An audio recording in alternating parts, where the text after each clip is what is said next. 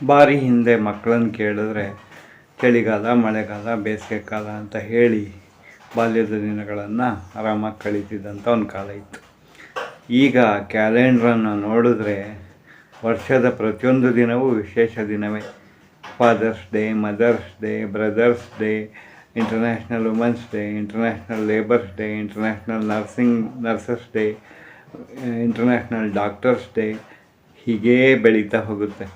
ಅದಲ್ಲದೆ ಅಂಗಾಂಗಗಳ ದಿನಗಳು ಕೂಡ ಇದೆ. ಇಂಟರ್ನ್ಯಾಷನಲ್ ಹಾರ್ಟ್ ಡೇ ಅಂತ ಕೂಡ. ಹೀಗೆ ಪ್ರತಿಯೊಂದು ಅಂಗಾಂಗಗಳಿಗೂ ದಿನಗಳಿದೆ.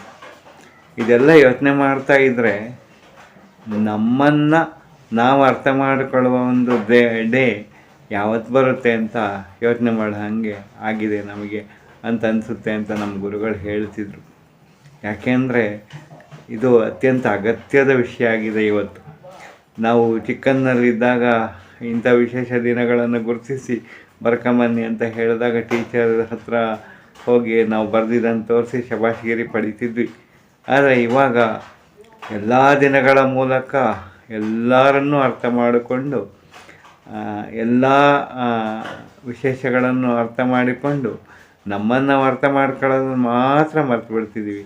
ನಮಗಾಗಿ ಒಂದು ದಿನ ಯಾವುದಾದ್ರು ಒಂದಿದ್ದರೆ ಅದನ್ನು ನಾವೇ ಕಂಡು ಹಿಡ್ಕೋಬೇಕೇನೋ ಅಲ್ವಾ? ಏನಂತೀರ? ನಮಸ್ತೆ.